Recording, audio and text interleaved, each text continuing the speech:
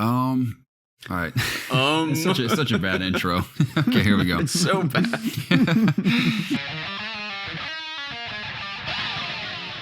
Next-gen consoles are imminent. Cyberpunk sets a delay record, and Halo may potentially be in some serious danger, but, we'll see how it goes. My name's Garrett Drake, joined alongside Jacob Alka in person, thankfully, and joined online by our buddy from the community, Carlos Perez. Yo, what's up, guys? Yo, Carlos, thank you so much for joining us here on episode 251 of the It's Obvious podcast. Yeah, thanks for having me, guys. Dude, it's an honor to have you. And I know we've been chatting for a while before we actually hit record, but we really are grateful to have you on the podcast finally. I think you're our fourth guest. We had Sam, we had Nolan, Kyle, now Carlos. Mm-hmm.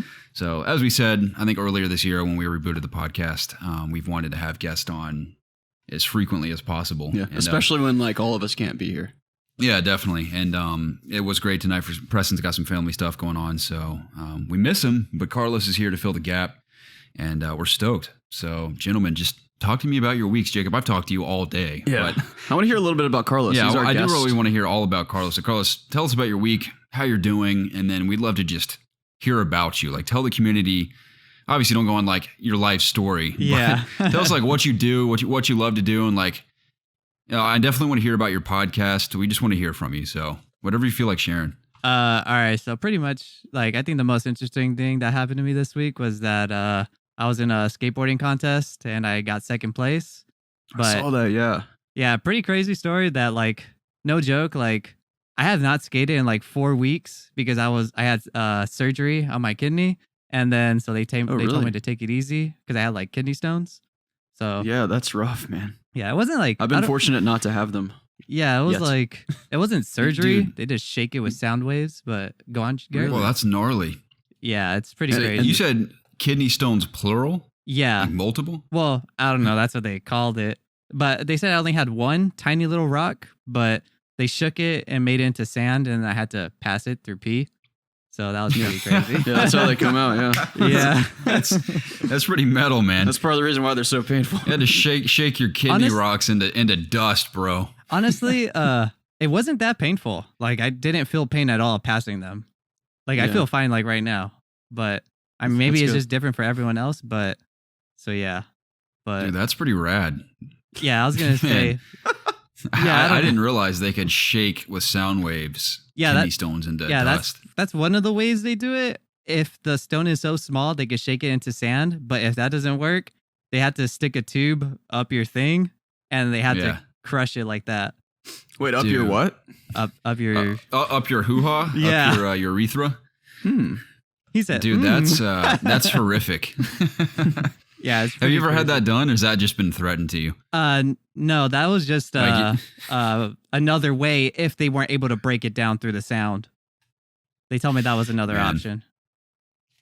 Man, I would shake myself violently if the sound waves didn't work to prevent that from happening. Yeah, it's Can you pretty give us an crazy. example?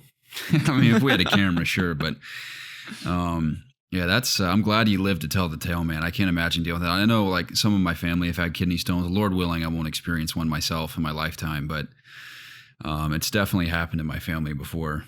So I would love to avoid that. My family actually doesn't have a history of them, so I'm pretty excited about that. That's great news. But they do have a history of cancer. I don't remember which one, so I'll have to look out for that. I should probably start by figuring out which cancer I should be worried about. Do your research. Take some notes. How to avoid this cancer in particular. I mean, they say everything on the planet causes cancer these days, so whatever. Taco Bell. Probably. I mean, at some point, I think everything has been outed as being a cause of cancer. Yeah. So, yeah. I know one thing they say is that to avoid kidney stones is to always squeeze lemon in your water. So supposedly the citrus attracts the little stone thing so it doesn't form into a bigger rock.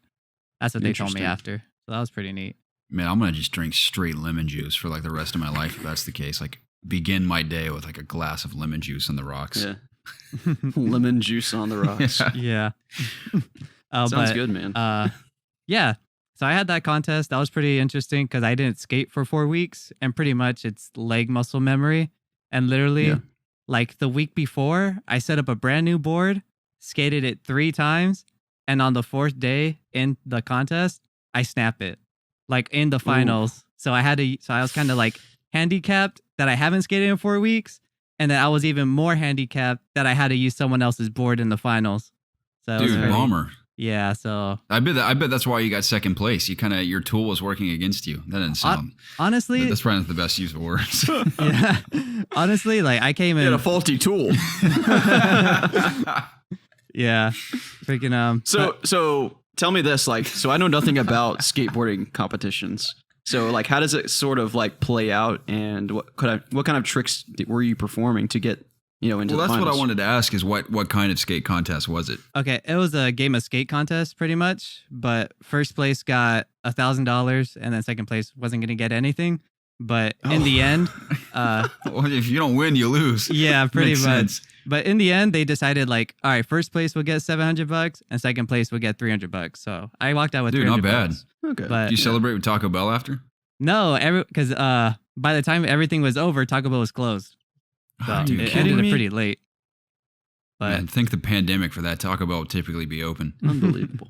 But yeah, over everything, I was surprised I even made it to second place, let alone not skating for 4 weeks and everything. Yeah. Like the top of my like calves or the muscle above your knees was so stiff, like I couldn't even stand, and I couldn't even imagine making it second place. But like overall, I did really, really good for how far I went. So that was pretty neat. So you said it was a skate contest. You mean like you're playing skate? Yeah, like yeah. Horse, but it's skate like the video game? Yeah.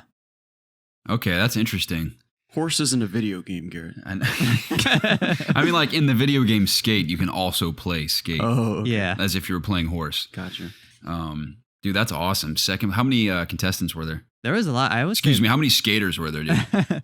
There was probably, no joke, probably like maybe 40 of us. Dude, that's awesome. Because I know for sure I went through like 5 rounds, and then the 6th round would be finals. So yeah, that was pretty cool. And it was kind of weird because some people like left in the middle of the competition. So when we were trying to go Bunch through of phonies, dude. Yeah, so going through like semifinals, they had like 6 of us battle against each other, and whoever was the last 2 standing, they would just start all over, and then those 2 people will go into finals. So Nice. It was like me and this other guy that made it, but yeah. That's one of the most LA things I think I've ever heard in my life. Yeah. Dude, I got second in the skate contest. We're playing skate, dude. And I got $300. That's awesome. Yeah. That sounds like a lot of fun. Was there an entry fee? No, there was no entry fee. It was all free. You just have to Jeez. like sign up in advance. Yeah. It was pretty Dude, cool. That's so cool. It's Yeah. like Lords of Dogtown for you out there. Yeah. Dang, I haven't seen that movie in years, but that's such a good Dude, movie. did you skate to the contest? No. Oh, that would have been Even super more. punk rock of you to do. Definitely. Was it like across the city? Was it pretty far from you? No, it's like 7 miles, honestly. Dude, Just take the that's so freeway and cool. I'm there. To completely like change gears here, not entirely though. I saw this girl that I follow on Instagram Just help me dressing out up there. as Reggie from Rocket Power. Oh, that's a I was good like, look. that's badass. That is she looks really cool. awesome. Yeah, that's all I wanted to say. Damn. Nice. Did you tell her that? Yeah, That it's looks like, tight. This is nice. That sounds tight. I DM'd her, I've never seen that before. and That's she pretty messaged cool. me Mhm. back. Nice. Yeah. Dude, there was one Rocket Power video game that was like semi-open world. Yeah. I can't remember what it was on. It may have been like PS1 or something. Mhm. But maybe it was PC. I can't remember. It was like a cereal box game, but you could choose any of the characters and go like skate and rollerblade and Mhm. I know what I think you're that's talking really about. I cool, think it was man. like Ride Rocket bikes. Power. Oh my god! I think like Rocket Power Extreme or something. But I know it was on PS2. My cousins had it. That game was Yeah. tight. Do you Mhm. guys, Carlos? I think you were old enough for this, but do you guys remember when the Rocket Power movie came out, where they went to New Zealand? Dude, that was the best Nickelodeon. I've movie. never heard of that in my entire life. Me What do you neither. mean? That's What? I've never heard of that. What do you mean? I've heard of Rugrats Go to Paris or Rugrats Trapped in Paris. Rocket Power. They went on like that. It was like an Olympic kind of thing, but it wasn't the Olympics. It was like I had no a idea big this was a tournament, thing. and they went over to New Zealand. They competed in all these, like, there was like a biking thing, a surfing thing, a skateboarding competition. Man, they're made for that. Dude, it was the best movie ever. I can't believe you didn't see that. Are you sure? Yeah. I've never Yeah, seen yeah, I that mean, one it's either. funny. I'm Yeah. offended.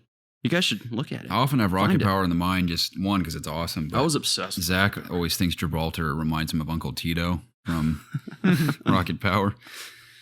So he's always Wait, mentioning Gibraltar from Apex? that. Yeah. I haven't played Apex in a hot minute. He and I played crossplay recently. I know Worked season perfectly. 7 is coming out pretty soon. Nice. It's a new character.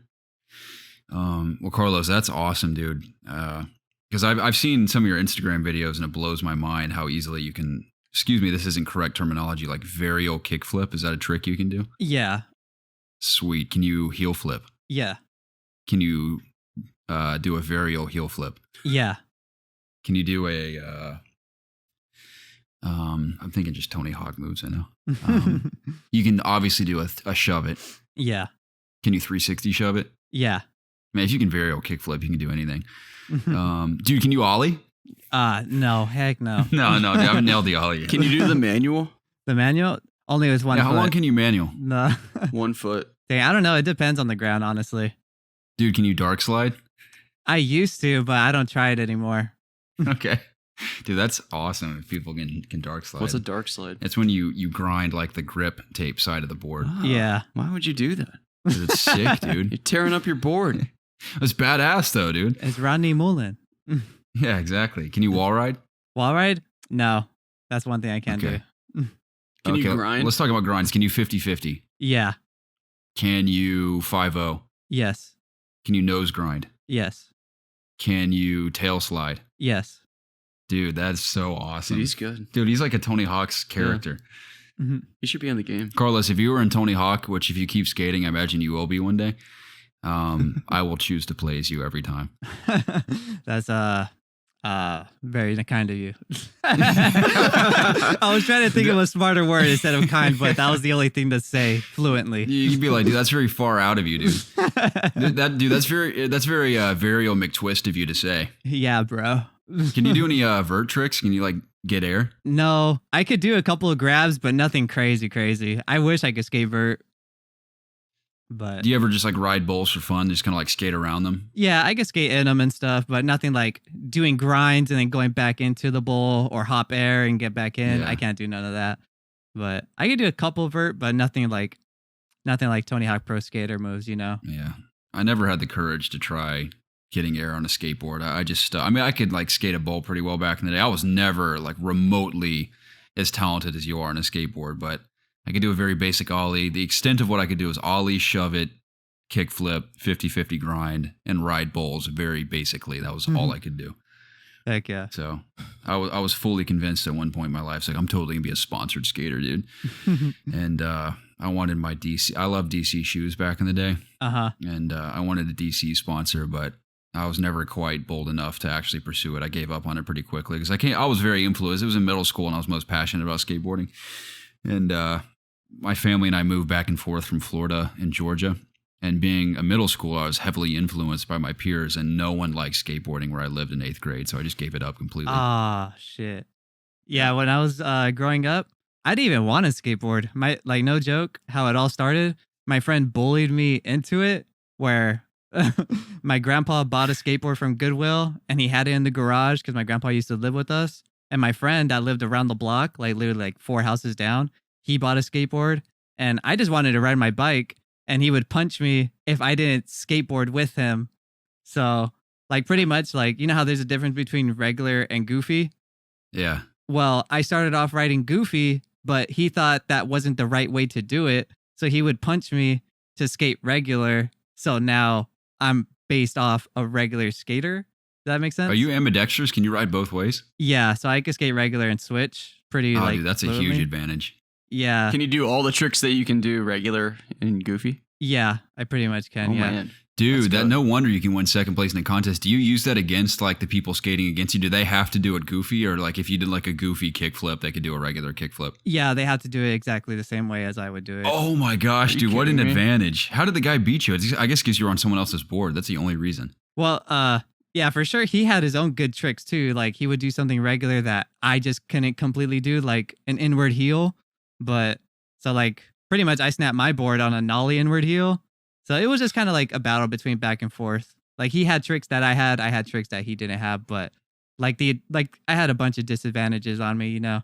But I'm not trying to use that as an excuse, but it's kind of the truth. You know what I mean? It sounds like it, dude. Battle But- of the local skateboarding titans. But the person I played against was definitely good. In your and realm. In the Yeah. LA Times, battle of the. What did you just say? Battle of the local skateboarding titans. Yeah, there it is. The LA That's the Times. headline. But yeah, Carlos just busting out like a very old McTwist 540 on the front cover. Second place, Carlos Perez had this to say. Carlos Perez, skater, local hero, skater, gamer. yeah, pretty much. That wraps me up. But yeah, Local That's skater so hero. cool. yeah, definitely. Yeah, that's awesome. I've been violently hit in the face with a skateboard in my life. What? Very violently hit in the face By with a who? skateboard. It was actually was intentional. So I'll keep this brief. But I let my friend talk me into holding on to a bungee cord attached to the trucks of a skateboard. Oh no.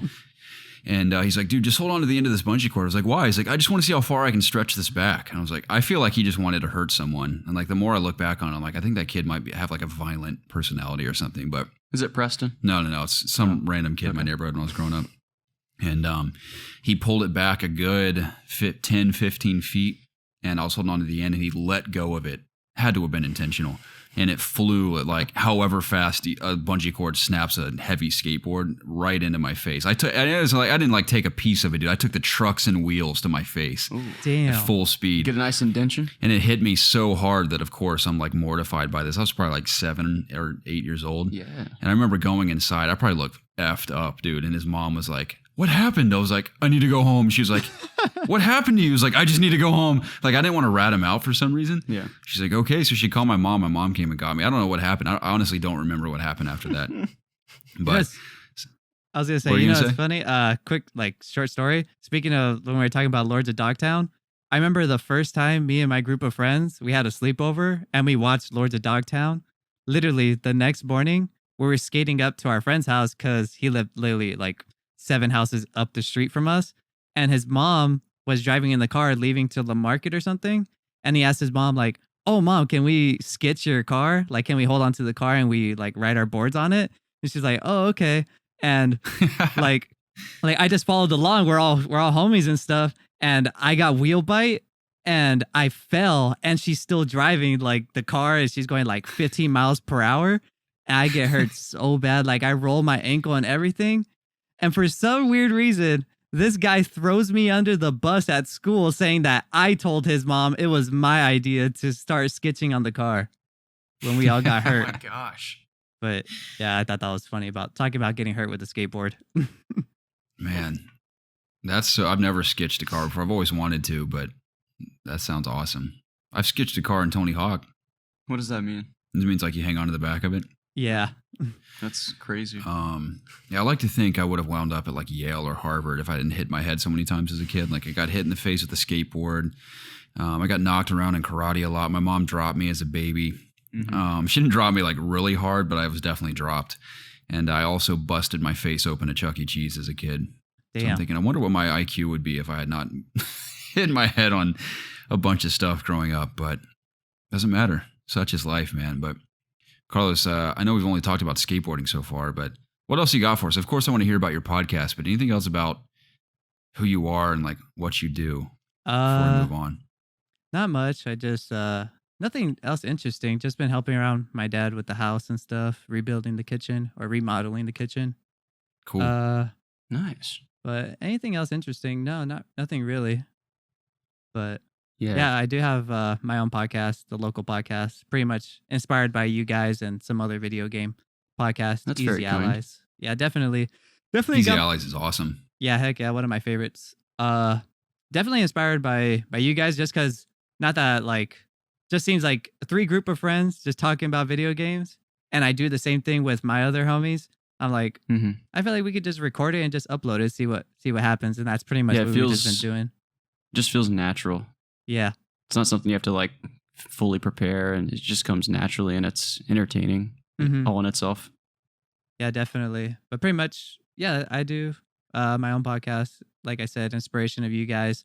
Just feels like just kick back, talk about video games, talk about something interesting in our lives, and if you guys like it, like not like you guys, but just meant like out there in the world, like cool. But that's it. Sure. Yeah, I'm gonna definitely plug the link of your podcast into this episode. It'll be on all of our services. So anyone tuning in, if you guys want to check out the local podcast, easy link in the description of this episode. That's really cool though. I got to be honest, Carlos, I've never listened to an episode of your podcast yet. It's fine. It's still But not. I feel like it's like on my list of things I need to do immediately now that you've been on our podcast. It only makes sense that I listen to the local podcast. Mm-hmm. How many episodes have you guys done now? I believe we're close to like 40s, 43. Nice. So we're gonna. And you hit guys 50. weekly? We try to be. Okay. That's kind of how we're at this point. We try to be. But that's cool, man. I'm excited to listen to it, especially now that you've been on this one. Thank you guys. Thank you. But yeah, stoked to have you, man. I don't really have much to report on my end, Jake. I've just been working a lot. I got one more question about the podcast, actually, for you, Carlos. Is what's like the general format of how your show goes? See, I didn't ask it because I wanted it to be a surprise. Okay. But if you want to I'm spoil it curious. for you can. Yeah, I don't know. You want me to answer? I'll do it. If you want to be surprised. All right. Just give us a little tease. Pretty much, we talk about what we've been doing throughout the week. Then it goes into like movies, TV show section, like how we break down like movie trailers, talk about movie news, like the Batman, anything movie or TV shows related, pretty much. Yeah, Batman looks good. Definitely. I saw a funny tweet where it had like Robert Patterson from Twilight, and the tweet goes, "Girls had Robert Patterson for 4 years. Now he belongs to the boys, and he's in the Batman suit." So I thought that was hilarious. Now it belongs to the boys. Bro, that picture of Robert Patterson wearing that coat where he's like, he just looks ridiculous. Oh, with the beanie on? Yeah. He looks so funny. It's just blowing up everywhere. Yeah. It looks really good. But yeah, it goes to movies, TV shows. Then we go into video games, video game news. Pretty much try to focus on video games mainly. Throw in movie news beforehand, but that's pretty much all it goes. Yeah. I'm excited. That sounds awesome. I wish I'd always talked about with our podcast if we had like a movie segment or like a side show. We'd always talked about maybe doing something movie related, but that's cool. I guess we like randomly talk about stuff aside from video games. Typically, it's how it's been for us for 5 years. Yeah. Like if there's like a cool trailer that comes out, we'll mention it. But then we made a video today. We did. We made a Let's Play today for the first time in a long time. Yeah. Kind of a Let's Play. Oh, yeah, we should probably plug that now because it'll probably hopefully be out. It should be out before the end of the week. It probably won't be out before this goes live, though. No, definitely not. But yeah, we recorded right now. It's a working title. We're calling it Couch Co-op, where it's meant to be as simple and laid back as possible, where it's literally the two or three of us, depending on who's available, Jacob and I this time, just sitting on a couch with a couple of drinks, playing whatever game we feel like playing, and not even really focusing on the game itself, but just having a conversation about whatever we want to talk about the whole time. And it'll range and time, like how long the episodes are, but it's meant to be sort of like a hybrid between a podcast and a Let's Play. And I'm describing it as background noise because I'll turn on a Let's Play and have it on in the background when I'm doing something, or I don't know. That's typically that's what I do with streams. Yeah, like if kind of like a stream, basically. If you have it on in the background, it's kind of meant to be like that. Like you could listen to it, but if you want to watch what we're playing and talking about, you can do that as well. It's video based, so like there is a camera and everything. So it'll only live on YouTube. Right? Yeah, and we'll see what the response is like. I mean, I don't imagine it to do too well because our YouTube channel is so dead in the water right now. But if people enjoy the format, we could always iterate upon it and improve it. But that's kind of like the basic idea for now. It's something simple like that. So sounds good. Unfortunately, we don't necessarily have the time to do our heavily edited Let's Plays like we used to, but we'll see how it goes. But that's I guess that's been the extent of all things It's Obvious for the time being. Yeah. And we're glad to be back recording an episode this week. Yeah, and in person as well, which is nice. Yeah. So, it was great to hang out with you today, actually. Yeah. Jacob and I have had a fun day. Had a great meal together. Made a video. We've had so much whiskey, but it's not affecting either of us. I think they gave us like the O'Doul's version of Woodford Reserve or something. It's like non-alcoholic Woodford Reserve. Is there an alcohol percentage on that, or is it? Yeah, dude, it's heavy too. It is alcohol free. It is 45.2%. Oh, so that's a lie. There's that's a ton. There's none in here. No, we got to finish this off, Jacob. I mean, there's like a sip left. Split it. Yeah. But was one thing I wanted to mention. I can't remember. Nothing really. I haven't really played much of anything. I guess let's go into what we've been playing. Okay. Let's do it. Carlos, we want to hear from you first, man. What we've been playing? I've been playing this game called Ghost Runner, so that's pretty cool. Yes, dude. I just played this for the first time today before I came down here to see Garrett. Oh, nice. Yeah, I'm like a couple hours in. I would say I believe it's leveled based, so I would say I'm on the 4th level, I believe. Yeah. Like 2 hours in, maybe. But it's kind of like, how would you describe it, Jacob? Like a fast-paced cyberpunk. It's not. It's the best comparison would be Mirror's Edge, I think. Yeah, but definitely. There's no guns or anything like that.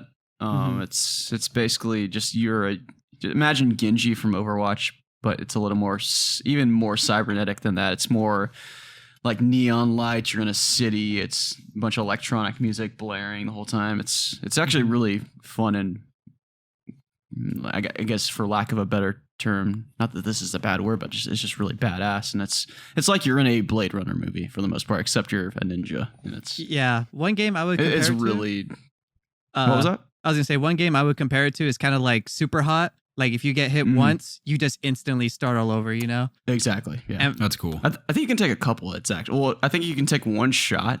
I don't know. So I played one level, Carlos, and I beat your scores, by the way. We're friends on Steam. I gotta start all over. I saw it shows a leaderboard after you complete a level. Yeah. And you and a couple other people were on my friends list, and I saw I beat your times. Just saying that. But yeah. All right, I'm gonna have to restart all over and get those time scores beat. Oh, you think I'm not gonna go back and do that? We'll see. But yeah, it's I think, I don't know, I was slashing people sometimes and there would be a blood effect, but I couldn't tell if that was because they shot me before I hit them or if it was just because it was the blood from me killing them. So I'm pretty sure it's the latter. It was just the blood from me killing them. Oh, okay. In cold blood. But yeah, I think you're right. You can only take one shot and then you have to restart. Yeah, but for how fast you could restart, there's no loading. It's just instantaneously. You know how you play Celeste and you die, you just start all over. It's literally that fast, how fast you restart. And that's probably my favorite part, just because, you've seen how many times I died. So, so it's I beat you in Death Sand time. Damn. I hate to say it. It wasn't that much better though. It was the beginning level. So, okay. But yeah, I've been playing Ghost Runner. I platinum Ghost of Tsushima and Spider-Man this week. So that's pretty and clutch. Spider-Man, interesting. Yeah, I didn't platinum Ghost, but I did beat it since the last podcast, and I was glad to be done with it. Let's just say that. Yeah. Tell us why you were glad to be done with it, Jacob. Because I took way too long, and it was I spent so much time trying to play it that I became unmotivated, and I was just finishing it because I felt like I had to. That's never a good thing. No, it's not. I feel that. Long before I finished the game, I got bored of it. And I was just going through the motions of, I felt like I had to finish all these side story missions, and I did do that just for the sake of That's why you're probably sick of it. Yeah, probably. I didn't do all of those. And it wasn't even worth it. Just I think Preston mentioned this, none of those story points tie into the end of the game. Yeah, it's just there's no consequences. Yeah, exactly. They don't affect and you don't even get any good out. I guess you get the satisfaction of knowing what happened to those characters after you complete their missions, but even then that's not that important. I don't think. I should have skipped them completely, but I didn't listen. I wanted to do them myself and see it, and I wish I had listened to Preston. But the end of the game is pretty satisfying. There's a choice at the end that you get to make, and it sort of changes. It doesn't really change anything. It just sort of it's how you want to end the game basically, and how you want to. I always find that interesting when games are going to inevitably have a sequel when you have to make a choice like that. Do you think it's going to have a sequel? Oh, undoubtedly. You think? The success has been huge for that game. Yeah. I have a little theory of a sequel, but I don't want to say it without spoiling anything. But question for you guys. Did you put, for your decision, did you guys pick L2 or R2? I can't remember what the options were for either one, but you could say I chose this. It's complicated because they're the samurai law or whatever. Okay. But I went with what I thought was the good guy choice, I would say. Okay. I did what he wanted me to do. Oh, shit. Really? Yes. Bold move. Yeah, that was the right thing to do. That's what he wanted, so I gave it to him. Let me see what my thought process was. This character has been saying, like you're defying like the law of the samurai. Like, what are you doing? I figured if I've been defying them this whole time, why would I stop now and like honor that that request of him? Well, I looked at it like this: like once the ghost, always the ghost. Like I'm going to defy all the traditions. Basically. This is his final moments, so I wanted him to be satisfied before death. Basically, I wanted him to leave. I didn't want him to. Like he would have not been happy if I would have, not done what I did. But that's a good point, though. I don't know how they're going to deal with a sequel if they make a sequel. I mean, it makes no sense. A lot of that, I think that was kind of the complications with Mass Effect, and I know there have been multiple games that like you make a big decision at the end and the sequel comes, and like the developers like, we decided to go this route, and everyone's like, well, F me then. Like I made the complete different decision. Maybe Mass Effect was a little better about it. I can't remember. But there have been games that have done that. But I hear the multiplayer is fantastic. I just haven't played it. Yeah, I've been. Carlos, have you played it? Yeah, I've been grinding that with my brother. We just got to the highest gear level you can get is 110, but we have not done raids because it requires 4 players and there's no matchmaking, so you have to have like a 4-player squad. And we have like 6 players, but we just all can't get on at the same time. I haven't tried out raids, but that's rough. But other than that, the multiplayer is really cool. It's really repetitive. You're pretty much doing the same thing over and over again. Either you're doing story mode with 2 players, or if you're doing survival mode with 4 players. I guess you would kind of consider survival mode like domination. Like there's A, B, and C, but they're not like zombies. They're pretty much like folklore. Demons or whatever. Yeah, like a demon is taking over like a dead Mongol and stuff.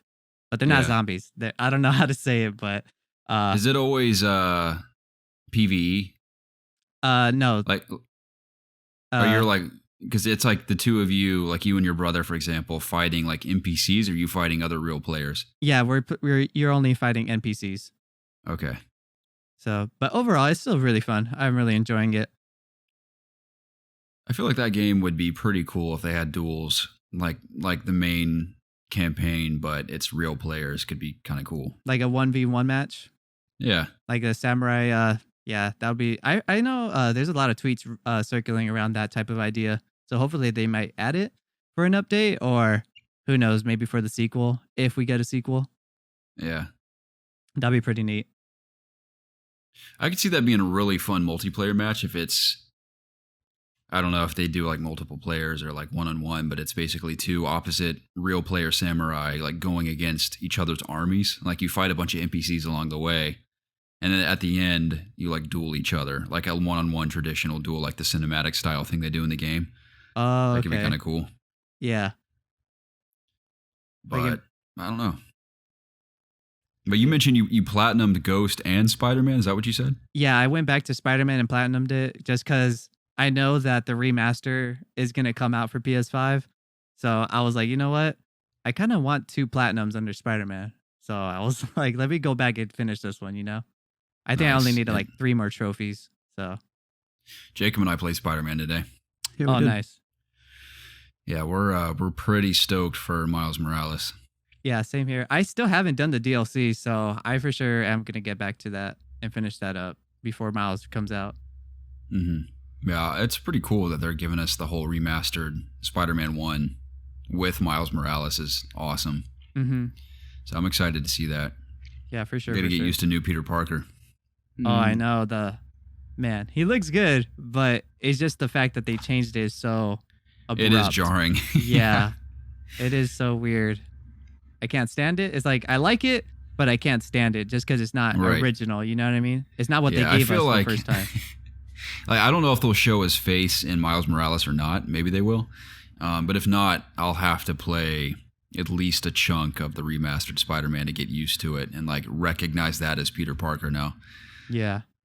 It's different from a movie because you spend like 20, 30 hours with this Peter Parker. So that's more time you spend with any live action Spider-Man in this game. So you really have that embedded in your mind, like that's Peter Parker. Yeah. So it's weird. But so true. Other than that, besides playing games, I did get my PS5 controller because the accessories released early. Dude, that's so cool. How does it feel? It feels really good, like to hop into that. Yeah, I picked it up at GameStop because I don't know. Why would Sony release them a couple of weeks early? Who knows? But I mean, hey, I got the PS5 controller in and it feels really good. Like you can notice a big upgrade from the PS4 to this DualSense controller.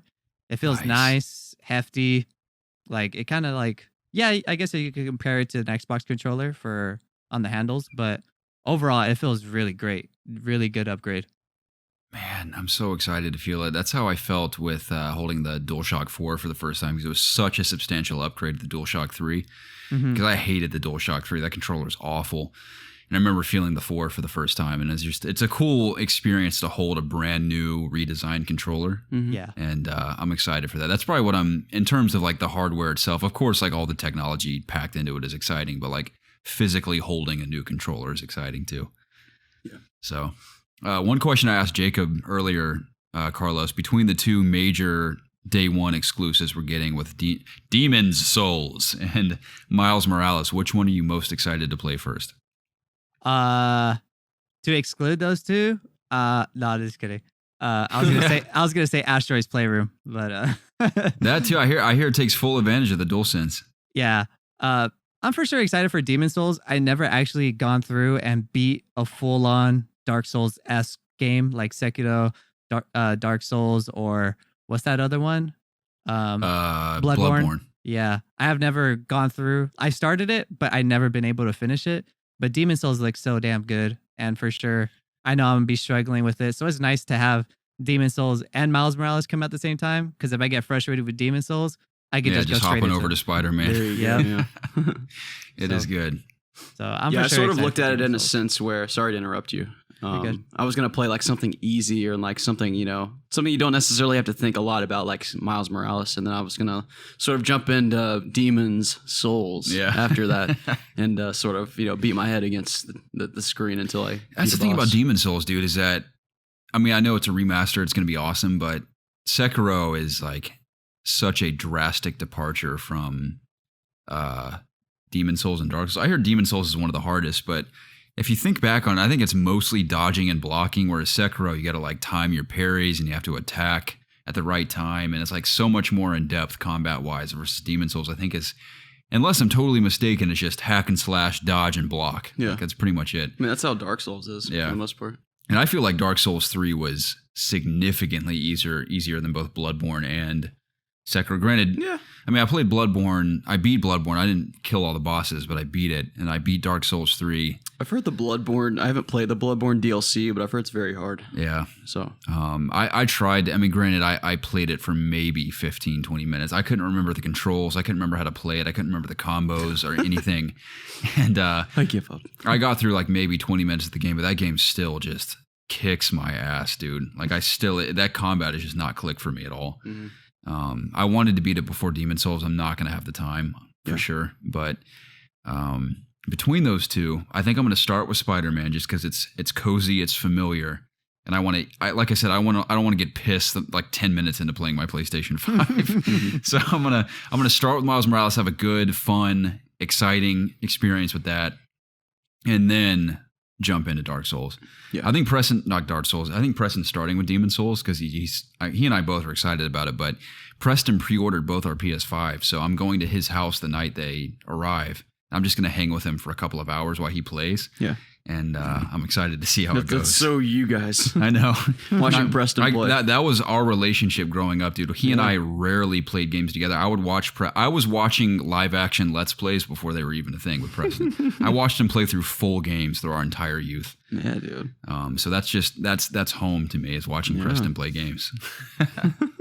So we're excited for that. And is it the 12th or the 15th? I keep getting it confused. 12th.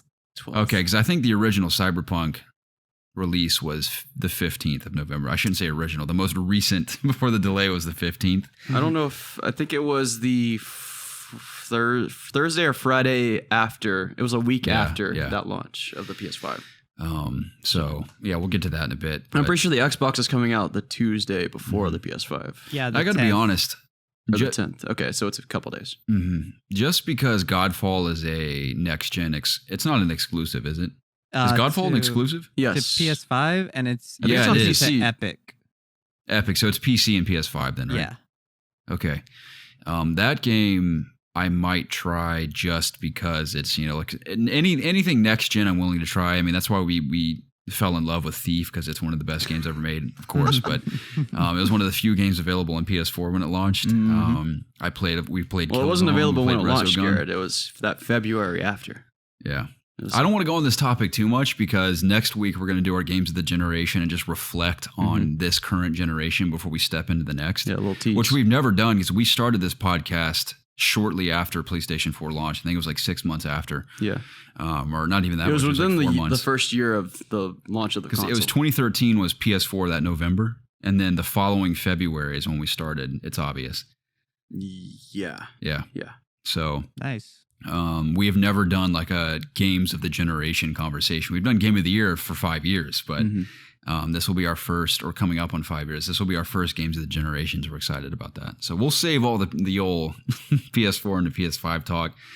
I'll have some stuff to say about Xbox. And this generation is also when we stepped into playing PC a lot. It is. Yeah. So there's a lot to talk about. Mm-hmm. And not also, and then shortly after that, we're going to do game of the year and stuff. So Yeah. that's going to be such a fun conversation. I have a lot to say. I said something very controversial and bold earlier to Jacob and about my game of the year. So I'm excited to hear about what Preston's is and everything. 100%. Yeah. He's played all the games this year. So Yeah. Speaking about what we've been playing, though, Preston said he played Watch Dogs, and he's sad to say that unless he's changed his mind, he told me that he's been very bored by it, and that he said that the PC port sucks. Oh, Damn. So he's hoping that Assassin's Creed isn't the same way. yeah. I don't think Assassin's Creed will be boring like Watch Dogs, but hopefully the PC port's okay, because Odyssey and Origins ran pretty well for me on PC. Yeah. So I don't know. I don't know. Just Watch Dogs has not interested me since the first one. And like even then, I wasn't that interested. It was only because there was not much to play again at the time. So it was the closest thing that we had on next gen to GTA. Yeah. And it actually feels a lot like GTA in a lot of ways. But because it wasn't GTA, it didn't hook me. I did beat it though, but not enough. Like I didn't enjoy it enough to really feel compelled to buy the second one. And then obviously the third one I'm not going to jump into either. And it's funny because I actually downloaded Watch Dogs 2 from the Epic Game Store for free 1 month. And I still just don't even want to even download the game. I really don't even care about the game at all.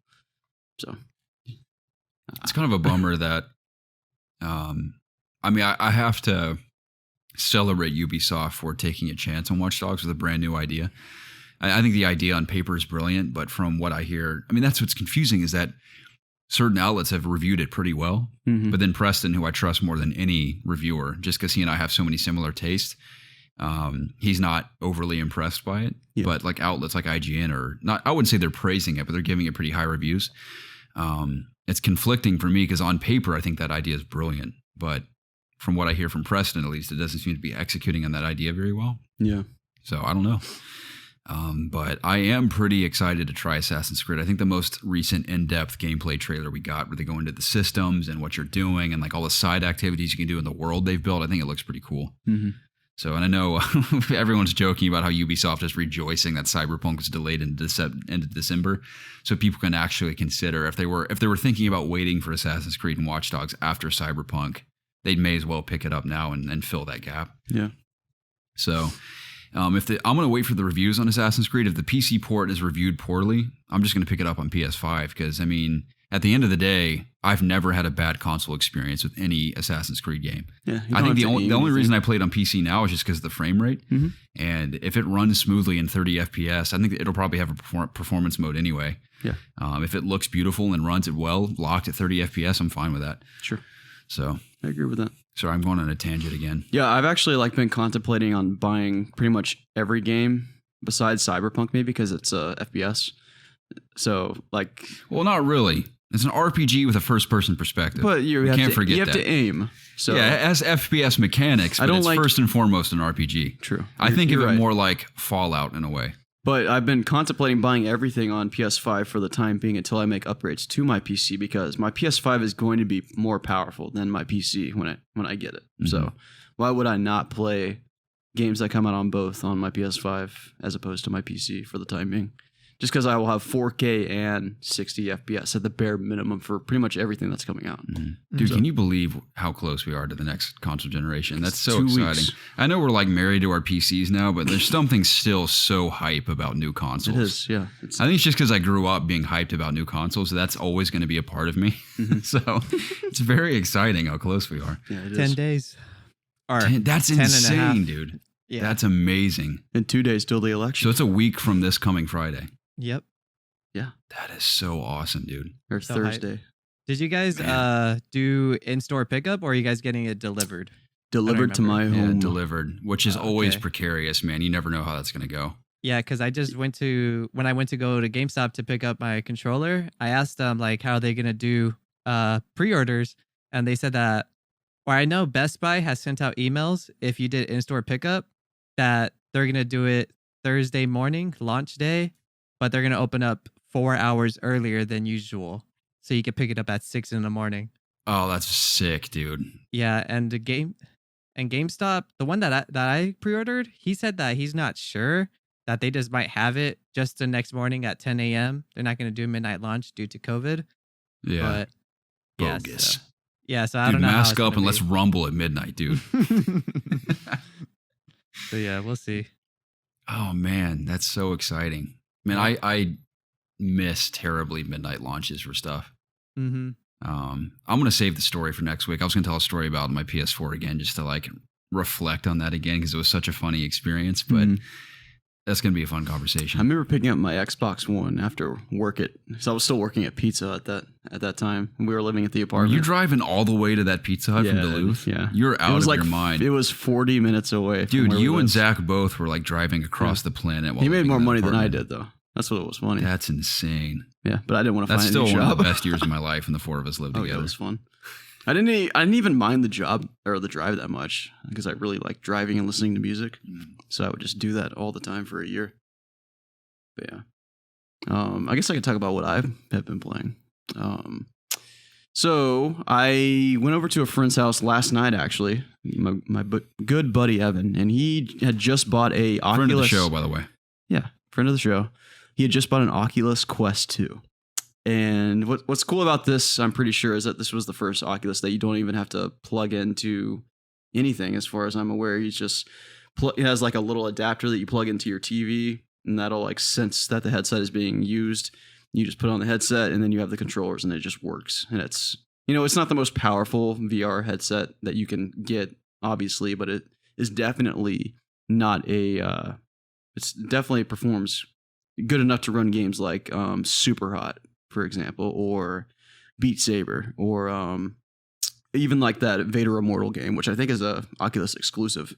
And I saw all those games; they were all really cool. I played both Beat Saber and Super Hot, and this is the first time that I had ever played Beat Saber, and Beat Saber was an absolute blast. Like I could see myself just getting lost in one night playing, just getting obsessed with trying to like climb the difficulty of playing all the songs and getting good at them, and just getting in that rhythm of hitting all the blocks and just getting like that rhythm down of moving a certain way and just getting into the groove of things. I could see myself just getting completely lost in that. So that was really fun. And one day I'd like to think that I will make that plunge and buy a VR headset. I just don't know when I'm going to, because if I do get one, I want to get one of the better ones, like the what's the one from was it Steam? Oh, Or, the Valve not Index. Steam. Yeah, the Index. Thank you. That would be the one that I would want, mostly because of Half-Life, because of the controllers. Mhm. But we'll see. I don't know. I know you could It go seems like a- those are never in stock. I was gonna say I know you could go a cheaper route with the headset, and you could just get the Steam controllers because I know they're compatible with the Vive at least. yeah. At least I remember, but The Vive still isn't cheap though, yeah, true. as far as I'm aware. But Is it still 500 or is it more than that? last I thought it was 7 from what I last saw. 7? Yeah, That's crazy. and I know I at would one point it was max even pay. more. I would probably max pay like 400 or 500 for a headset. Yeah. I think the Carlos, what did you say it was called? Oh, the Valve Index. Yeah, the Index. Thank you. I'm pretty sure that one is like $1,000. still. For the Isn't whole it? kit, it's a G. Yeah. You get the 2 cameras, 2 controllers, and the headset. But I believe just the headset alone is 5 bills or 6 bills, and each controller is like 150 or 250, or maybe the cameras are something like that. Mm-hmm. I know the bundle is, I think, the cheaper route to go. Yeah. But you know, like for someone that just wants to experience VR, I think the Oculus Quest 2 especially is just a really, really great entry point because one, you don't need a console, or you just need a TV basically. And I don't even know if you need a TV for that. Just to point that out, like it just works. Like it's everything that you need. It runs in the thing you put on your face. You know, like it was really cool, and it was lightweight. It was comfortable, and as long as you have a pretty decent sized space around you, you can play any game you need to. So that was a really good time.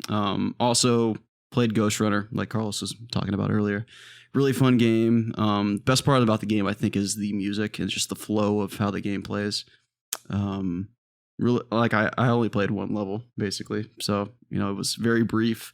But I don't see any reason why I wouldn't love to keep playing the game. It's sort of like that other game that I'm playing right now besides WoW, which I'll go into in just a second.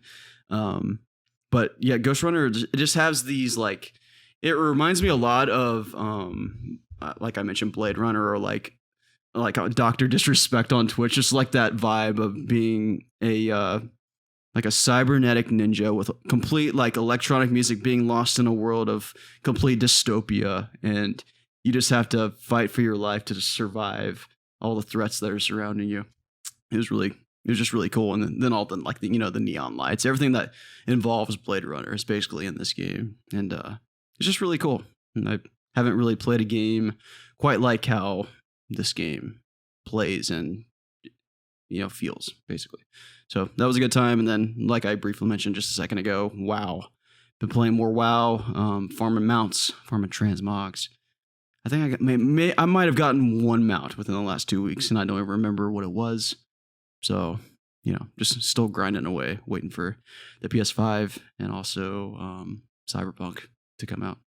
It's like, I'm not like upset that Cyberpunk was delayed, and I know we're gonna get more into it, but it's just disappointing. You know, I wanted that to come out sooner, but like it's gonna be good though, because so Shadowlands is gonna come out on the 23rd. So I'll have time to play that, and then I'll have time to play Cyberpunk. So I'm not worried about it. Yeah, I got time. And then I got time to play PS5. I was going to say, I mean, if Cyberpunk was delayed in a year where we didn't have much coming out, it hurt. The sting would be much greater. Yeah. But thankfully we have, like for your sake, Shadowlands, but also PS5. Not only with just PS5. I know we're completely neglecting Xbox, but because of PC, we don't think about it much. But the PS5 exclusives as well as Shadowlands for you. So, and the Ubisoft stuff, like even third party, like Assassin's Creed, I'm sure will be fun. So we have plenty to supplement that gap. But it wasn't really much of a bummer. It was just kind of funny when I heard it was delayed again. And thankfully it wasn't delayed into next year. Can you imagine if like it's coming out April of 2021? That would have been bad. Yeah. Especially after it had gone gold. But thankfully it's like practically 30 days. Yeah, I think it's been delayed 4 or 5 times. But The Witcher 3 was also delayed a few times too. So yeah, it's just something they do. But they and of course COVID really great games, and they definitely care about their fans in terms of the content they make, and also like the DLC and stuff they offer. I mean, they have like paid DLC, but even like the free stuff they put out post launch is pretty cool. Well, I know caring about the fans is going to make them more money, so yeah, that's why they do it. So definitely excited for that. Yeah. What about you, Gary? You played anything, or should we jump into the miraculously, I did play a little bit. Yeah. And when I say a little bit, I mean quite literally. I played 15 minutes of Sekiro. It was disastrous. I wish it went better than it did, but hopefully one day I'll beat it. It's part of my giant backlog. And I played, I kid you not, less than 10 minutes of Arkham City, because I thought I had time to play games, and I remembered I had something to do, so I had to stop. So I played collectively 30 minutes of games in the last couple of weeks. Wow. I took my Switch to South Carolina on a work trip thinking I would have time at night to play. I was dead wrong. Didn't have a moment. So thankfully, from what I understand, November is supposed to be a little more laid back than October was for me. So I should have time to play some PS5 stuff, at the very least on launch day when it comes out. Nice. So I look forward to that. But that is the extent of what I've played, unfortunately, the past couple of weeks. Well, hey, man, I'd love to jump into the news. Let's do it. What's number one, man? I don't even have my phone pulled up. Screen's black. We're going to skip the Cyberpunk delay because we've mentioned it 100 times. But yeah. PS5 do we have any more thoughts on the UI. Cyberpunk delay? Carlos, do you have anything to say about it? It sucks. Were you like really disappointed? Or are you like upset? Do you want to, I'm are not you going to like, threaten the company or something like that? No. Those death threats that they've been sending us? Yeah. No. Did you hear about the death threats they've been getting? Like, Yeah. of course, every company gets That death doesn't threats from surprise anything me. that I mean, I feel like happens. it's mostly trolls that still do genuine death threats. Yeah, like, what kind of degenerate is I mean, typing a death threat to I a hate to company? say it, but like flat out losers who have nothing to live for but Yeah. video games. Like, why are you Like so upset? I'm not even like mad at them. I'm like more sad for them that they would feel inclined to say something like that because it's all they have to live for. Yeah, video like games. I can sort of tie this to something that's kind of related to something that I'm interested in. Like, so when the Shadowlands delay happened for the expansion that's coming out now in November, like it was supposed to come out last week in October, and people were upset and they were like, they were getting so pissed because they had taken off time from work, right? And in my opinion, that's your own fault. Like, yeah, like they said that the game was going to come out during this time on this day, and you took that time off thinking that the game was going to come out, and in that sense, yeah, that sucks. That's disappointing, especially if you can't get those days off. Yeah, people that are upset about taking time off of work don't have an understanding of personal responsibility because the devs didn't know they took off work. You think they're going to like they wanted to release it then, Yeah. Like, well, we can't delay our game to make it better for console players because all these people took time off work. So like we can't now. That's just ridiculous. Yeah, that was the main. They're more excuse mad at for themselves. delaying. They're just afraid to admit it. Yeah, So for sure. I feel that. I understand their frustration, but it's not the devs' fault. Yeah, exactly. I mean, never mind. Yes, and It's and not no, their honestly. Yeah. I mean, it sucks to have to deal with the games coming out on last gen, next gen, and PC. And Stadia. That's a lot. Yeah, and that's a lot to handle. Stadia. So, that's a lot to handle. It's nice of you to include Stadia, Carlos. It's crazy to think my hype for the last E3 I went to was 2018, I think. Yeah, 2018. And that's when the first time they showed the game off to the public. And I was not. Some COG guys were invited to see the game behind closed doors, but I was not. And they were just going on and on and on about how awesome it was. Remember, that was the first time people saw it publicly and were just losing their minds. Yeah. And to think that almost 3 years later it's coming out. At the time, I was like, oh, we're going to get to play this in like a year. It was delayed like 4 times. But what's amazing is that E3 feels like yesterday to me. Yeah. Which is both a great thing to play the game, but it's also terrifying at the same time how quickly time has passed. So wild, man. But news, let's do it. Chris Lee has left Halo Infinite. I'm not going to read through the entirety of this article, but Jason Schreier broke the news, and then everyone's reported on it since then. But to keep it brief, from Schreier, he says turbulence continues on Microsoft's Halo Infinite video game with the departure of the project's director, Chris Lee, who oversaw production of Halo Infinite at 343 Industries, which is developing the game for Microsoft, is no longer working on it. He confirmed to Bloomberg News on Wednesday. Lee is the second top director on the project to leave in the past 2 years. His quote is, "I have stepped back from Infinite and I'm looking at future opportunities. I believe in the team and am confident they will deliver a great game, and now is a good time for me to step away." So I know Joseph Staten is seemingly taking over the campaign at this point, which is exciting because this is hilarious. I'll keep this short as well, but I didn't realize he had worked on the original Halo trilogy when I interviewed him for Crackdown 3, and that game was awful. Oh, really? He didn't direct that game. He was just involved with like the marketing campaign, I think. Okay. And because he was at the event where I previewed Crackdown 3. And it's hilarious because I beat everyone to this event. And it was in San Francisco. I got there like an hour early. And he was the second person to get there. I was like, I recognize you. And he was like, oh, I'm Joe Staten. Like, blah, blah, blah. Great to meet you. I was like, oh, cool. So I didn't realize, what's funny is that, one, I didn't realize he had worked on the Halo trilogy, which I obviously adore. And then I also didn't realize that he was like one of the main people who was responsible for Crackdown 3. So it's funny that later I'm interviewing, like, you didn't interview Joseph Staten. I was like, what's his role? And they explained it to me, and I realized it was how funny it was that I'd met like the lead guy on that project. Yeah. But So that's a cool experience that I was able to have. But anyway, him taking over is a good thing because he has such an understanding of Halo.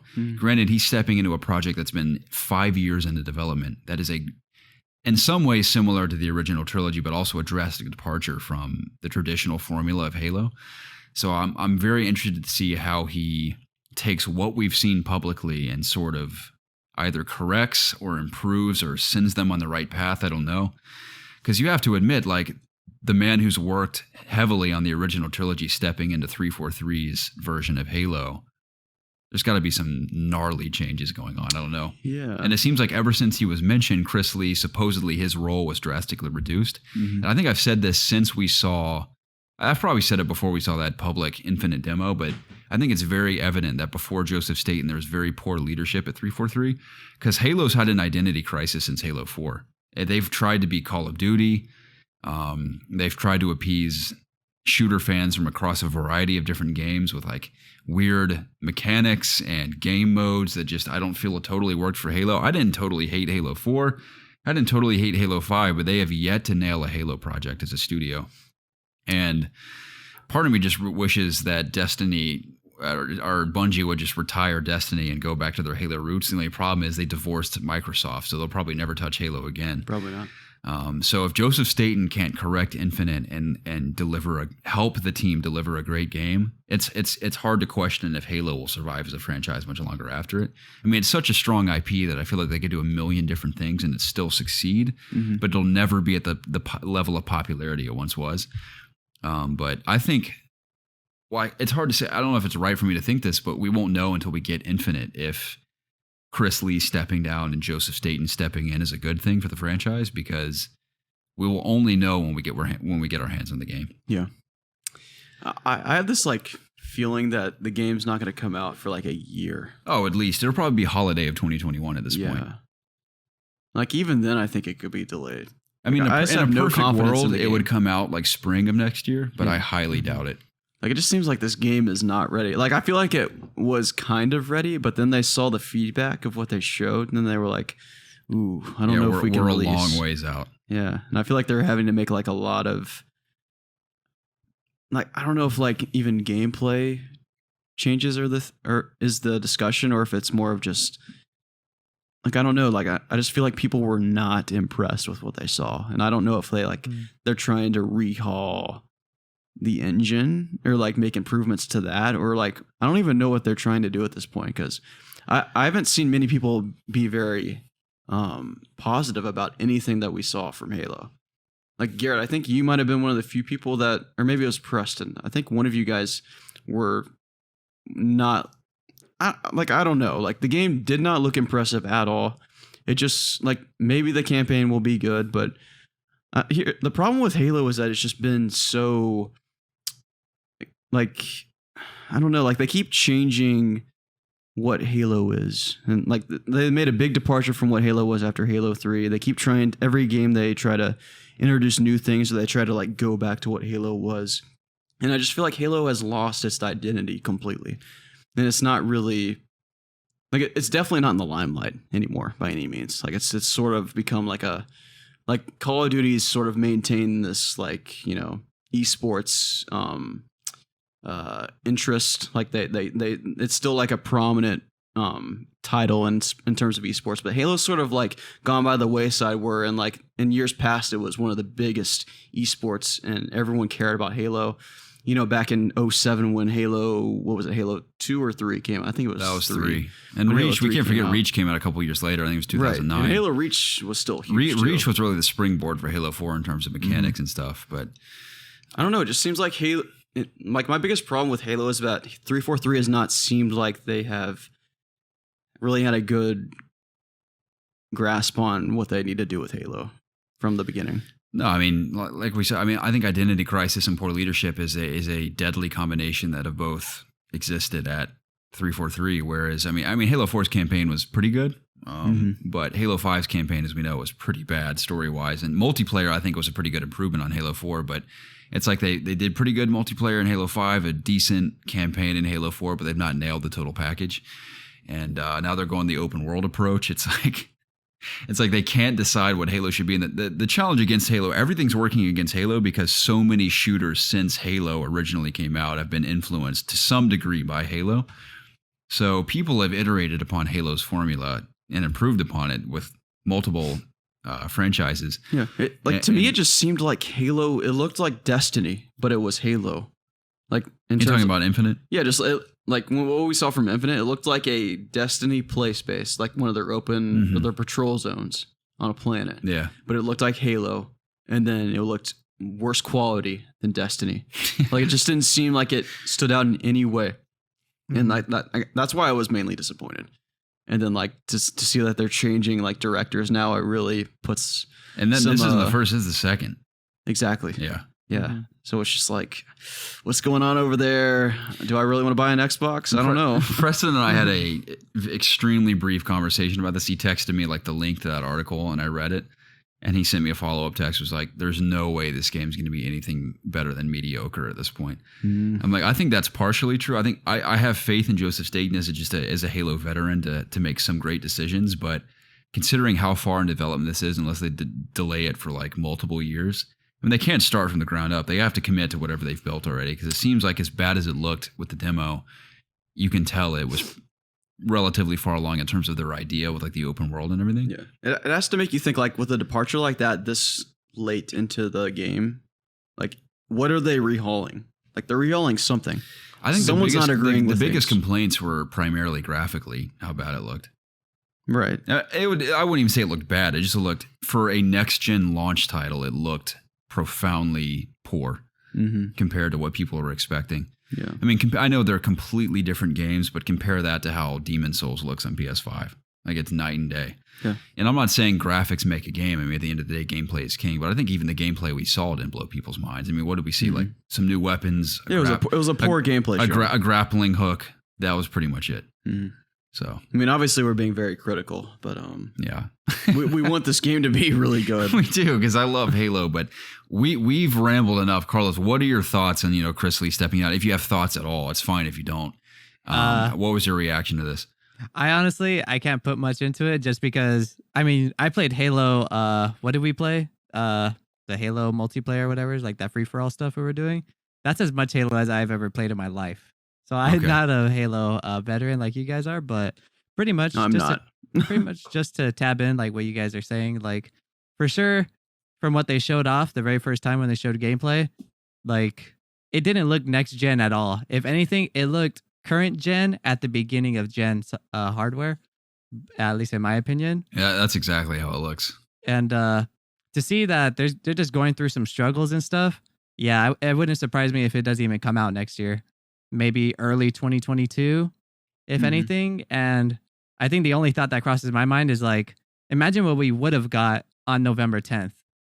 You know what I mean? As a finished product. Yeah. Like that would have been pretty interesting to see, But I wonder if like that would affect, if because they are delaying it, does that affect Xbox One X or Xbox Series X sales? At least from what I see. Probably not a whole lot. At least from what I see, I mean, pre-orders are still sold out everywhere. You can't pre-order one anywhere, But to see where they go, at least to see that they're making a lot of changes and who's leading it, I hope it's going to turn out good because I never played Halo and I would like to step my foot in. You know what I mean? So I wouldn't want to see this game do bad, but from where it's taking, I don't have that much hope for it. Like you said, Preston said, it seems like it's going to come out pretty mediocre at this point. That's pretty much all I can agree to. Yeah, I'm definitely not holding my breath for it. That's for sure. Yeah.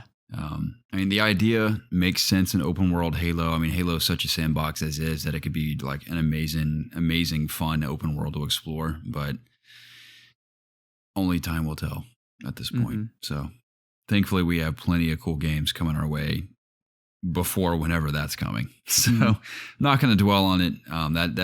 That's rough news for Infinite, but it's not totally surprising given the fact that Joseph Staten was announced at least a month ago, maybe if not more, that he was sort of taking over the campaign direction. So we will see. How do I get rid of this menu? I don't know. Oh, well. What are we on to? Shadowlands releases on the 23rd. You dumped this into the notes, Jacob. I did. I just wanted to mention it for all my WoW nerds that are in fellowship with me. In case you guys missed it. We finally have a release date for Shadowlands, the November 23rd, the week of Thanksgiving. Very interesting time to release a new expansion. I'm thrilled because I'm going to be home for Thanksgiving. You know, I'm going to be relatively free, not free, but I'll be working less that week. So it'll be nice to sort of have something exciting to come home to and play throughout the week. Well, the most controversial thing about it is that so there's like a world first race for doing the raids.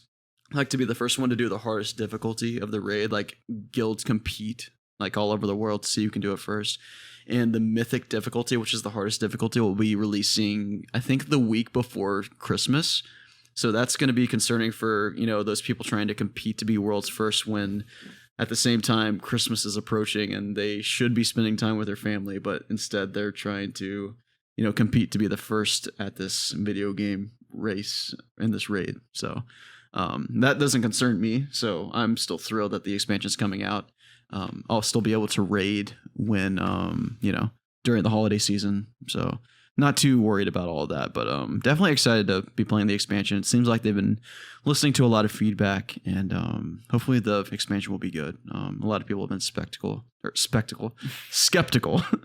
about things that Blizzard has been just decisions they've been making, and I just want to play the game. I want to see how things are because I do have access to the beta, like I mentioned last podcast, but I haven't been necessarily playing it a whole lot because I want to keep the experience fresh for myself.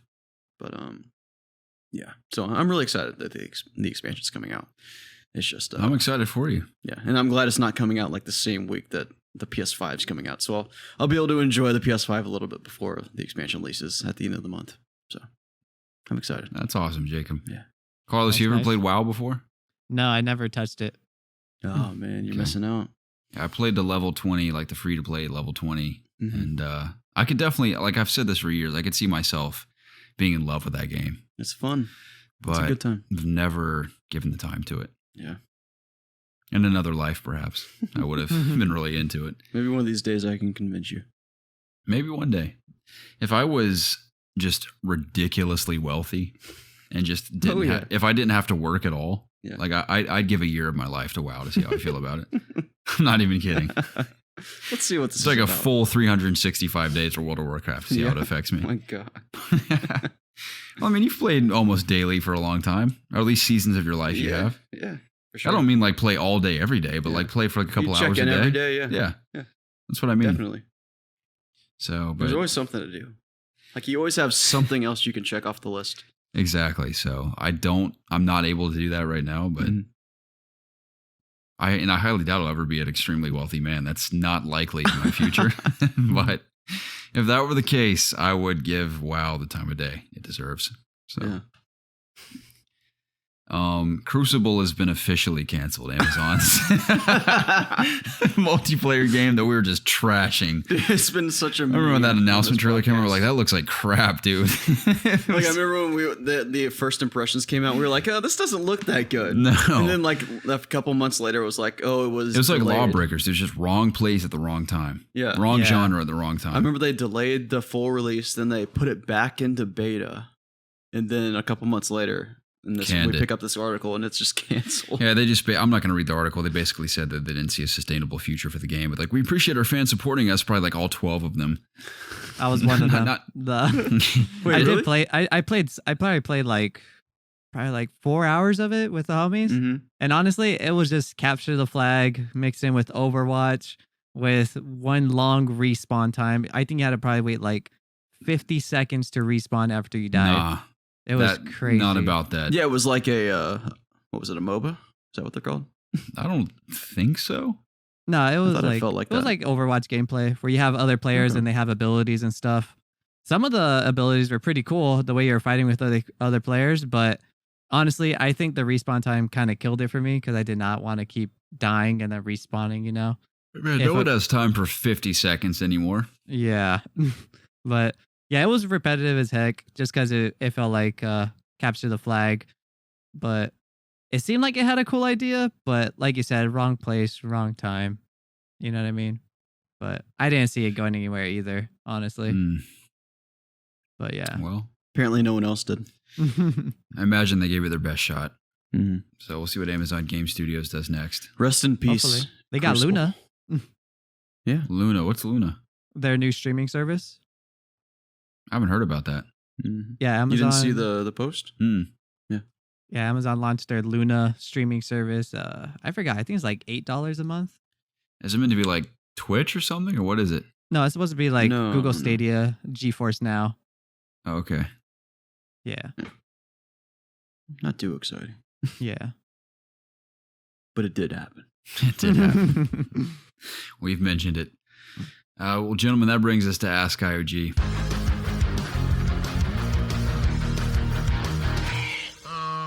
Ask IOG is the part of the show where we answer your questions submitted through any of our socials at It's Obvious Gaming, the Ask IOG section of our Discord channel, or emailed to us at itsobviousgaming@gmail.com. If you want your question read live on the show, always include the hashtag AskIOG.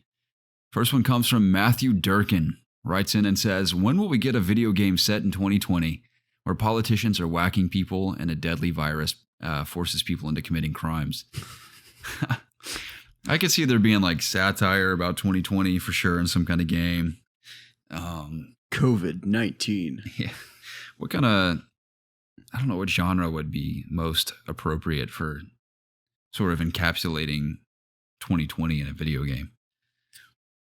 Like 2020 US, like dealing with all the scandals and the mishandling of the pandemic. Oh no, I have no interest in reliving it. In Like I feel like you have to so. put an even bigger twist on it at that point. Like you gotta. I think to make it appealing to people, because I know 2020 has affected people in many different ways, mostly negatively. I would say it'd have to be satire. Yeah. Like it'd have to be a funny spin on 2020 for people to enjoy it. Like in what way? Honestly, I could see Grand Theft Auto tackling 2020 pretty well. Yeah. Or maybe like Watch Dogs. Yeah. That's what it would take for me to buy Watch Dogs. But honestly, I'm fine with that. That's the thing about 2020 is people keep saying, oh, we just got to make it to next year. I mean, a lot of this is going to bleed into next year, unfortunately. That's So guaranteed. Cases are going back up right now. supposedly, that's the thing. That's what's funny is that the last thing in my mind is COVID-19. Yeah. Sometimes I forget it's even a thing. Mm-hmm. I guess it depends on who it's affected in your life. I mean, I've known people who have tested positive and thankfully been fine in spite of that. But I guess it really depends on who you know. Sure. Yeah. Carlos, I know LA is pretty locked down from what I understand, and No, it's with not. everything. It is. It's not? It's not It is anymore? ridiculous how it is not locked down for how big of our scale, how many cases we get of COVID-19, and we are not in lockdown. When I say lockdown, is it like, can you like? Obviously, you can go out in public and do a skate. Did you have to wear a mask in your skate contest? No, you didn't have to. Oh, that's great. But like honestly, there was a lot of people, and we should have been wearing masks. I had my mask, but yeah. That was just too Dude, if people crazy. say I don't have to wear a mask, I'm fine with that. Yeah. It It's was- funny. It's hit or miss in Georgia with masks, depending on where you're at. Mm-hmm. Yeah, I have my mask, but sometimes it's too hot. But it was like I gotta wear it. But fuck, it's crazy. But regardless, we're not in lockdown. But for how many cases we got in LA, like it's just ridiculous how we are not in lockdown. You know what I mean? Like the Yeah. mall's open, you could go out and go eat. I know, like somewhere near Disneyland called Orange County, there like you could go inside the restaurant and sit down next to other people. It's pretty ridiculous, honestly. That's what it's like in Atlanta. I mean, everything's open for the most part. Mhm. So, Yeah. and the mask, I feel like, is more of a social thing at this point. Like if you go in public and you're not wearing a mask around other people, people like supposedly freak out, but I haven't had that experience yet. Yeah. Mm. I think it's just Yeah. like a courtesy thing at this point. Like, Yeah. people don't want to be wearing them. Look, they never wanted to be wearing them to begin with, but like people take them off as soon as they can. I know masks have been pretty prevalent in Asian culture for a long time, at least in certain countries. But that'll probably be a norm for America going forward, that even if COVID-19 becomes a regular type of virus that people can easily deal with, like a yearly vaccine or something, I imagine people, if they even have like a head cold, will wear a mask just for the sake of others. I mean, not everyone will do that, obviously, but I feel like people who have taken the mask thing very seriously will probably maintain that for the rest of their lives. Like if I don't know they're about that. healthy, like they won't wear one. But if they're feeling a little sick, they might wear one. Maybe if you're in like big crowds, maybe they would. Yeah. Yeah, I remember I saw something like in that we're not trying to get rid of COVID. We're pretty much just getting used to living with it, living around Right. it. Yeah, that basically. That's yeah. pretty much like our situation or whatever. Yeah, that's what the U.S. has chosen to do. Mm-hmm. Well, every other country is. There's a few exceptions. Like I'm pretty sure Brazil handled it pretty poorly. There's another big country. I think it was India that has a ton of cases too. So, maybe I'm wrong. Maybe it's not India. I think it is though. But yeah, there's certainly good examples to follow, and we are not one of them. Yeah. But thank you for your question. Who was that, Garrett? Matthew Durkin. Matthew. Thank you so much. The next one is from Carlos himself. And Carlos, you sent us the Twitter post from Dessert Bay of the apple pie and peach tacos, cobbler tacos. Mm-hmm. And if you guys haven't seen this photo, just imagine like a tortilla shaped like crust, basically, that looks very soft and foldable, but like covered in cinnamon and sugar. Wrapping up Carlos, this like apple pie filling looks so unbelievably good. I can't handle it. Carlos Perez, you told me you didn't eat this, but did you say that you thought this looked good? Yeah, it looks pretty good. I never had apple or peach cobbler pie in my life, but I'd be down to try Really? this. What? Yeah. You haven't had apple pie? Nope. Never had it. Man, that's so LA of you to say. You haven't lived. Lay down and order boy, apple pie. We have it every meal. You're missing out on the best pie. Have you had pie at all? Only pie I've had is pumpkin pie, honestly. That's it? Have you had good pumpkin pie? I would say no. I think the pumpkin pie closest I would say is just Costco pumpkin pie. Okay, I can't vouch for that. I've never had it. Yeah, same. He's a pie virgin. Pretty much, yeah. Basically. Honestly, I wouldn't even know where I would go get pie. Like where do you just think of? Oh, I'm gonna go get. I don't know, like a diner, maybe. Oh yeah, I don't know. Grocery store. I don't know if LA specializes in pie. Well, usually you make your own pies at home. Like the best pies are usually homemade, in my opinion. The only thing I could think of is Murray Calendars, but they've been shutting down a lot over here. Over. So Garrett, top 3 pies. Go. We've been down this road, Jacob. I want to hear them right now. I'm not going to go on a tangent. I'll tell you mine. Today I had a chocolate and peanut butter pie at Art That was Thomas. a very good pie. It was very good. That was my appetizer. Yeah, I know. Yeah, I got an appetizer, chocolate peanut butter pie with a cup of bomb. coffee, and then I had French toast after that. My top 3 pies: apple pie, pumpkin pie, and then chocolate pie. Thank you. Okay. That's my. I've had some TED Talk. kick-ass pecan pie. I know Preston loves pecan pie. I've had some Pecan really pie good pecan sucks. pie a couple of times. Who wants nut pie? We've already had this conversation. If it's not peanut butter pie, I don't want it. Get the whatever, nuts Jacob, out of my suit pie. yourself. I align with Preston on the pecan pie. Carlos, I mean, you've only had pumpkin pie, you said? Yeah. Okay, how do you feel about cakes? What about cakes? I'm not a cake guy either. Growing up, cake sucks. I never really got like whenever you guys had a birthday, did you guys get to choose your own cake? Yes. Yeah, I never got to choose my cake, and my family would always get like some weird Mexican fruit cake, and I did not like that idea, and I did not like the cake, so I just never actually got a cake. But Any fruit cake that I've ever had has been gross. yeah, the only cake ain't I about can fruit consider cake either. good is the KFC cake, the chocolate cake they got at KFC. I have not had that. Interesting. You have not had KFC cake?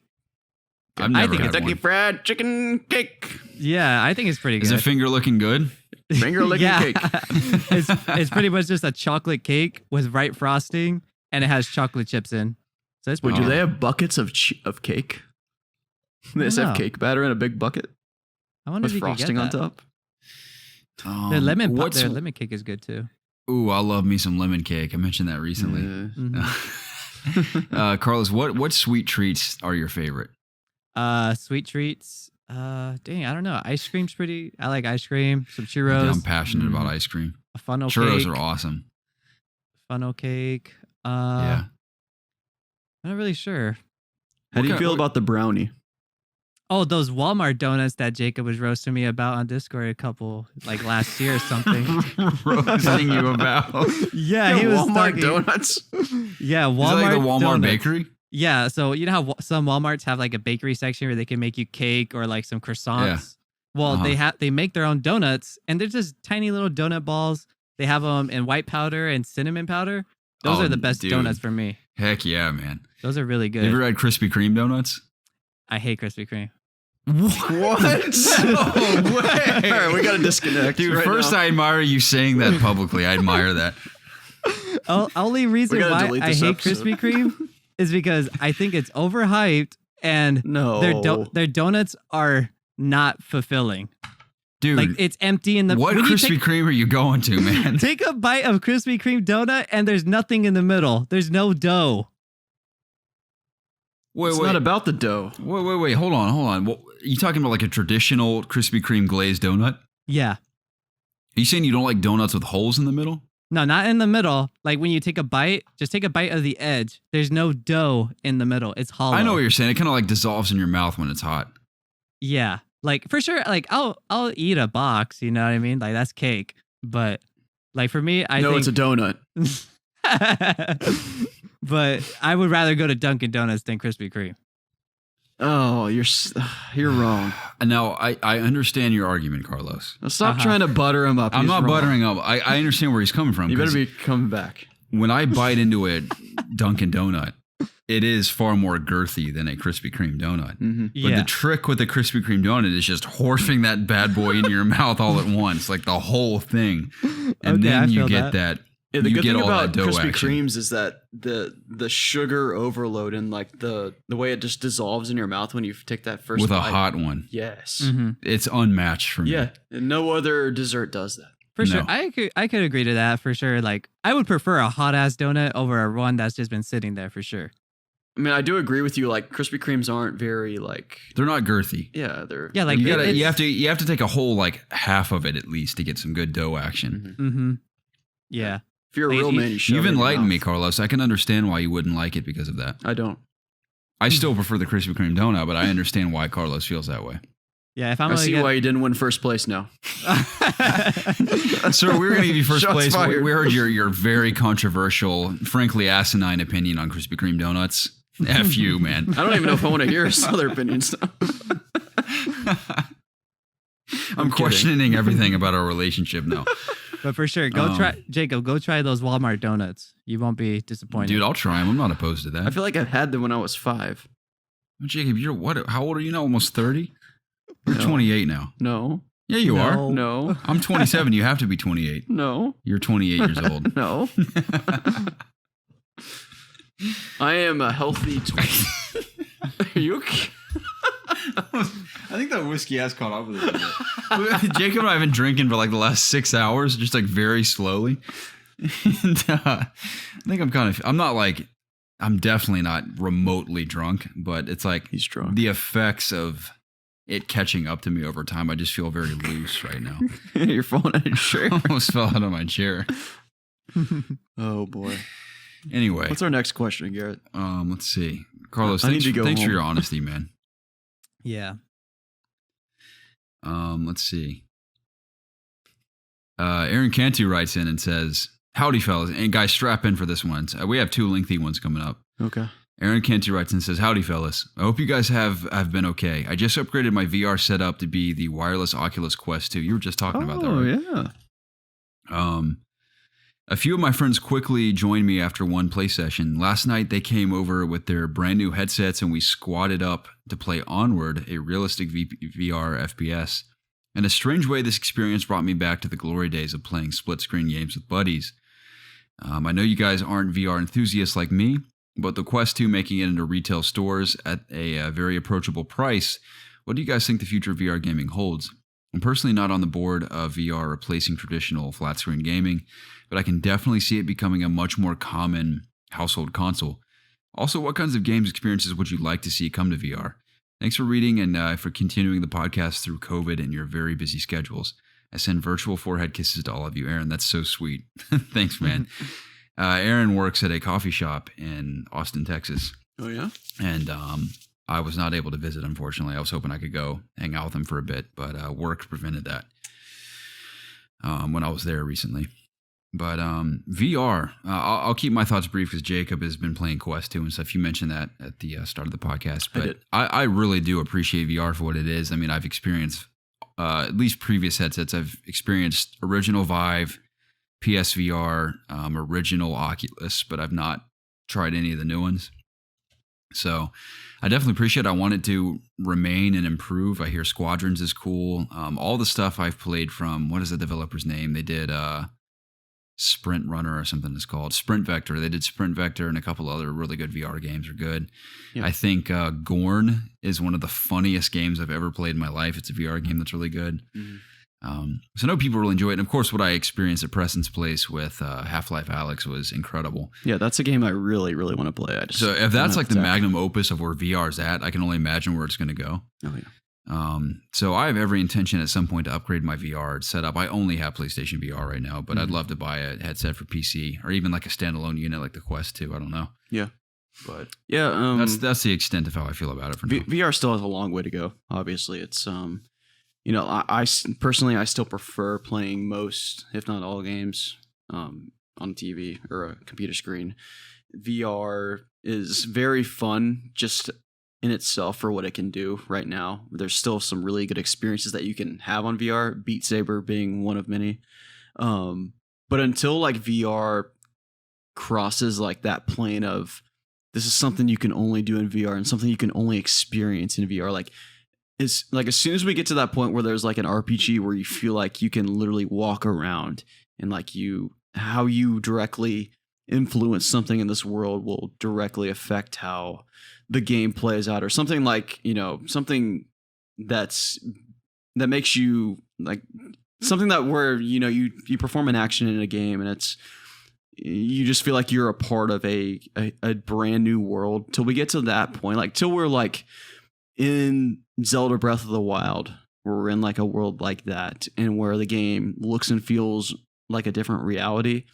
VR is always just going to be sort of, I don't know if gimmick's the right word, but it's just something that you can try, or something that, it's a work in progress, in my opinion. But I do think VR and AR even more so are the next step in terms of video games eventually evolving to be what's the right way to phrase this?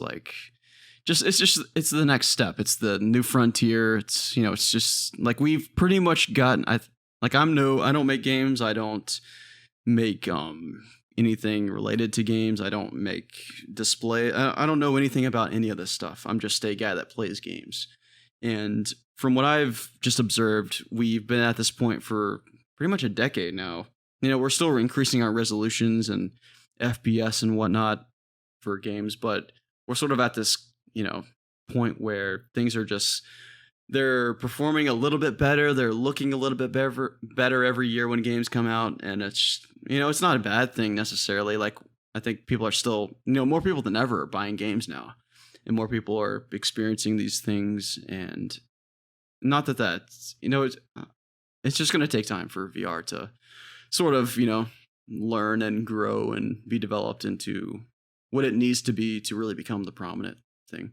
Sort of like the process of, how we used to play arcade machines for video games, or not us, but generations past, where they would go play video games at arcades, and eventually the Nintendo Entertainment System, the NES, came out, and that completely changed how people experience games. They started playing games at home on their TVs as opposed to having to go pay however much money every time you wanted to play, Tetris on the arcade system down the street, at an arcade studio. So, or not a studio, but an arcade shop. But yeah, it's just going to take time. But VR is definitely still exciting. I'm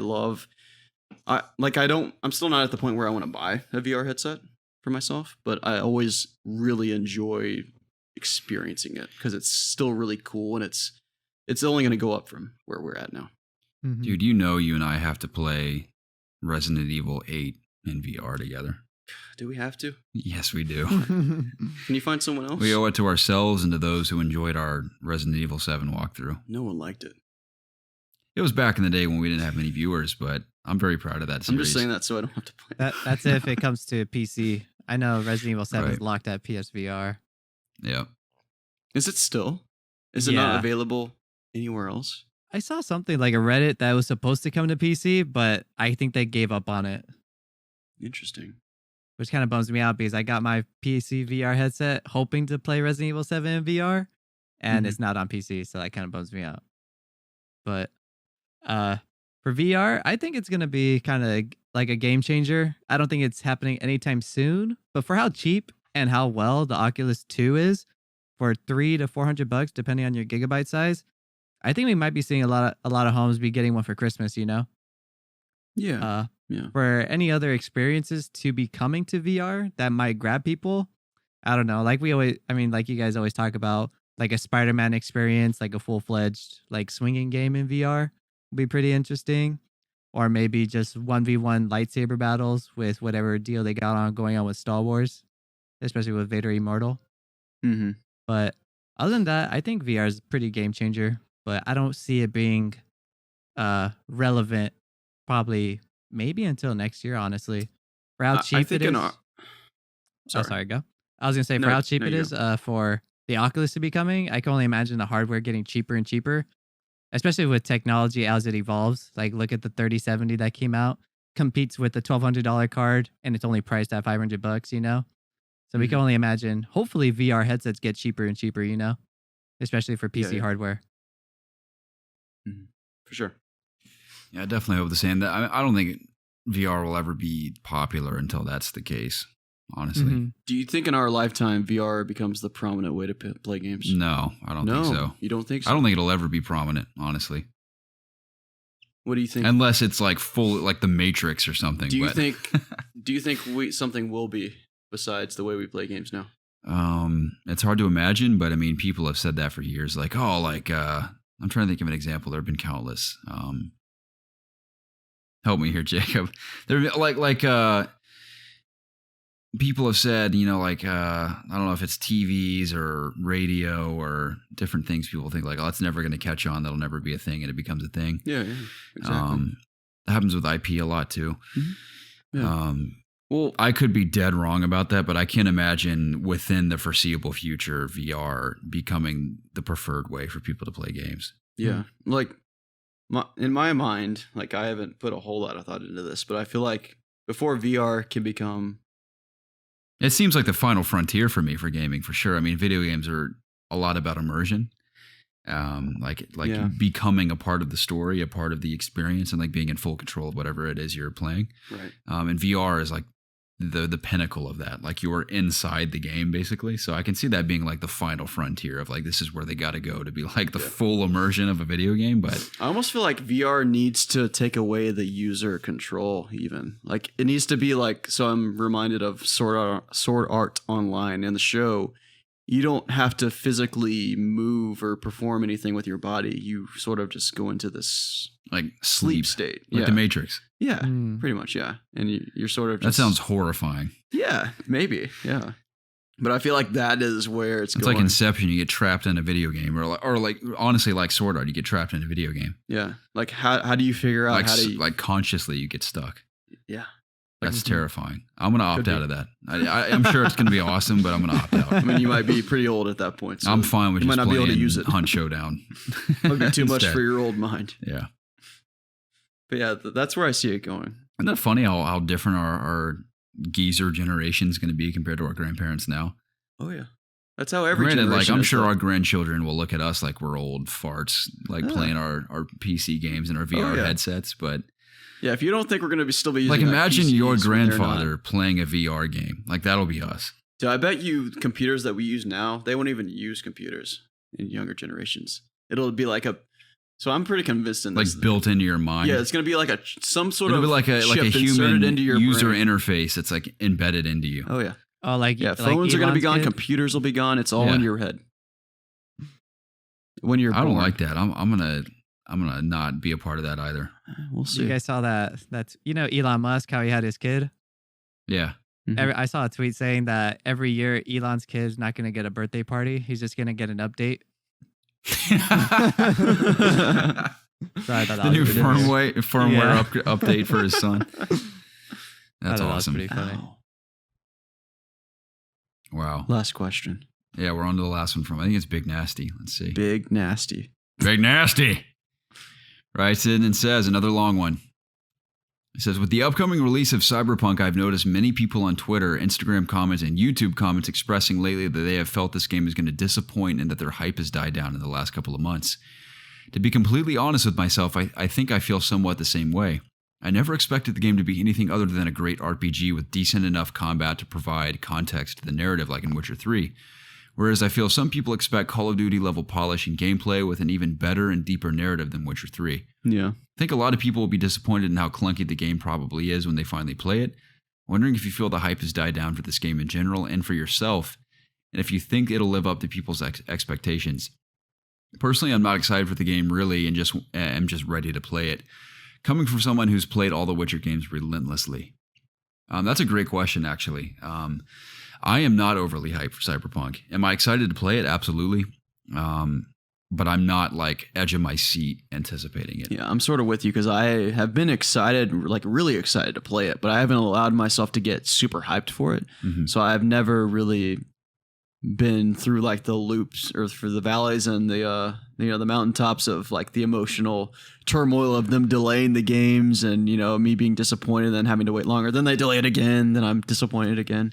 So I've just been sort of like along for the ride of is this game ever going to come out? I hope so. And when it does, I'm really going to enjoy it. Hopefully it's a good game. And it's CD Projekt Red, they made The Witcher 3. I really love The Witcher 3. So like hopefully it's going to be good, at least in terms of its like The Witcher 3 wasn't the best playing game in the world by any means, but it was good enough, like he said in his question, to really propel the story to take it to heights that we hadn't really seen in a lot of ways, and especially in terms of its open world design and its questing for the most part, and then like how your decisions affected how the rest of the game played out. And we're getting all of those things in this new game. And even more so, I would have to imagine. And they're really going to capitalize on the strong points. But the delays definitely have, like, I think their biggest mistake was, obviously they didn't know how long, like they didn't expect them to take this long to make this game. So you have to. I mean, it was formally meant to be a current gen game. Oh yeah. So for sure. It's just, I don't know, like you have to feel for them to some extent because they've, they didn't know if COVID was going to happen. Like maybe if they would have been able to work from their studio, it would have been out by now by a long shot. So probably, I don't know. It's just like, for me, I'm not any less hyped. I'm still going to play it the day it launches and still excited. I might feel hyped the day of, but unless they put out something else that really blows my mind, I probably won't have a change of hype. But I think the potential for it is pretty high because Witcher 3 was very locked into its formula of gameplay where the combat was, for the most part, pretty simplistic and just the gameplay loop in general. Whereas Cyberpunk, I feel like the sandbox of all the different ways you can approach playing the game in terms of your body mods, your weapons, the way you use the weapons, your multiple vehicles, and like the city they built. There's a lot of potential to have a pretty dynamic gameplay experience. So there's a lot of potential there. And they've definitely advertised it that way, but obviously no one's played it. So or at least we haven't played it. I know there's some media people that have played it a little bit, but I think this game's biggest problem, Carlos, I don't know if you agree with this, but you can let me know. But like the game has been teased for so long and we've been anticipating it for so long. I feel like maybe people have been just way over the moon about what this game is going to be or could be. Mm-hmm. And that has a lot of potential to disappoint people because of, imaginations going wild. So that might knock it down a few pegs in terms of how people feel about it. We'll see. I will admit that my hype lies in the small moments I hope to experience in this game. Like some of my most profound memories from Witcher 3 in particular have been all the small moments that feel unscripted. Like sure, they're scripted, but they feel that way because they're just out of nowhere. It isn't like it's a part of a main quest. Well, they feel unique because of something that you did prior, right? Yeah, like I think one of the coolest experiences I had, like the little things of like that random guy that would just antagonize you throughout the game. Like, I want to fight you, fight me, Witcher. Yeah, like, I remember that. Dude, like leave me alone, and like you finally fight him and kill him. Like that was kind of a cool experience, and like I think fighting that other rival Witcher who like threatens that little girl in the game was really cool. That still stands out to me, and that's like not part of the main story. Like I hope in Cyberpunk I go down a dark alley and encounter an NPC that like takes me on this adventure that like is totally off the beaten path. Yeah. Like those are the moments I appreciate most in like a really in-depth RPG. Same thing for Fallout, Skyrim, Oblivion. All the smaller moments are what stick out to me more than like the really major scripted stuff. So that's how I get lost in like a really great RPG, is when I feel like what I've stumbled upon was like off the beaten path, or like wasn't like heavily like pushed in my face. Yeah. How do you feel about all this, Carlos?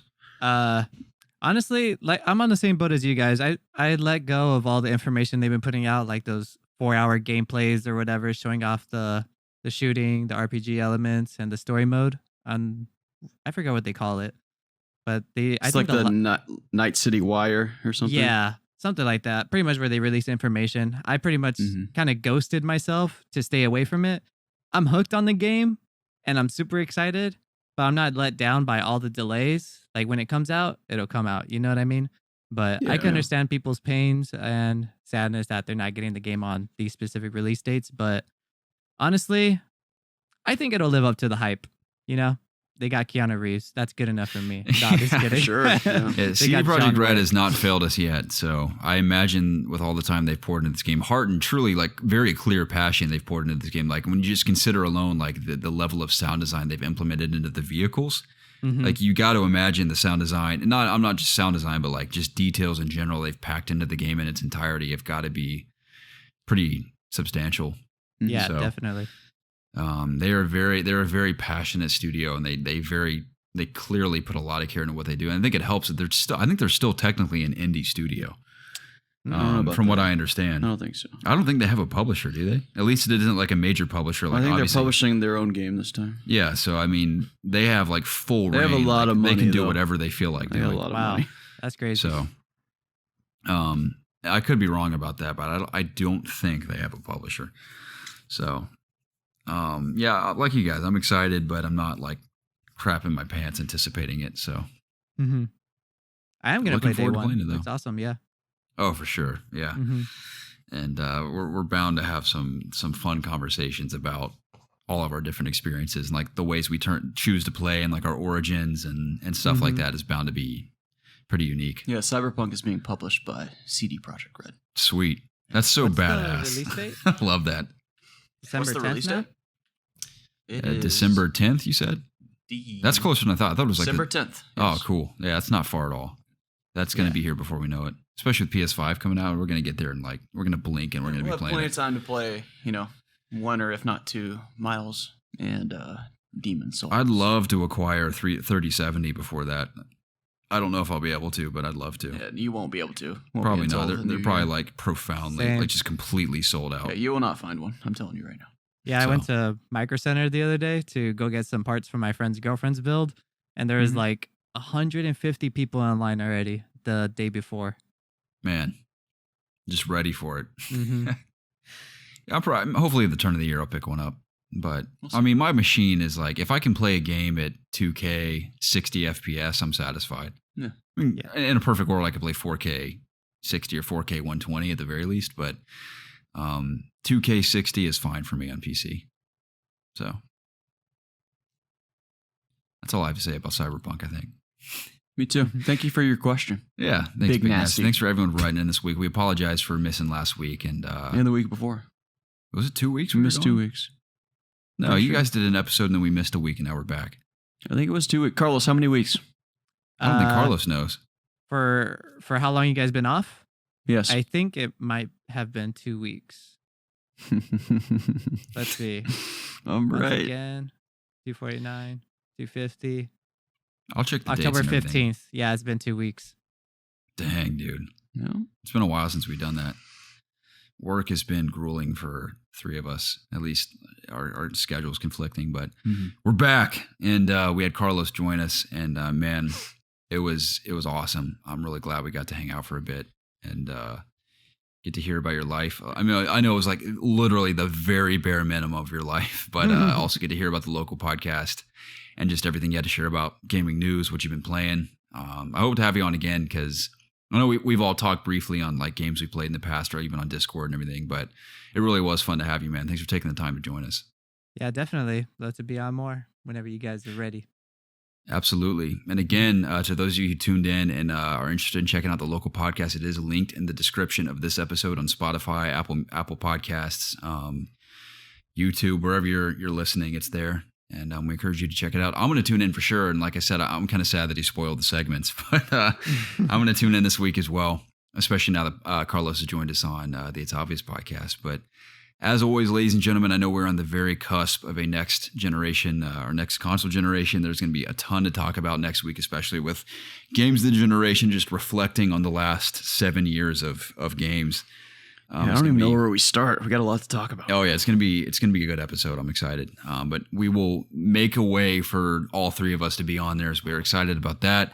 And of course, everything coming our ways with the new consoles, new games, Shadowlands. Yeah, totally, especially Shadowlands.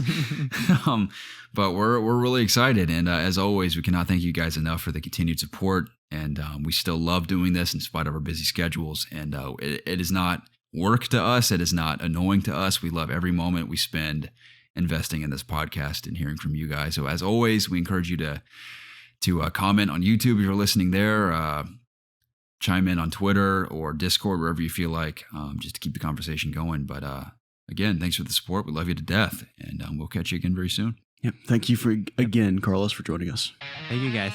See you guys later. See you later. Peace.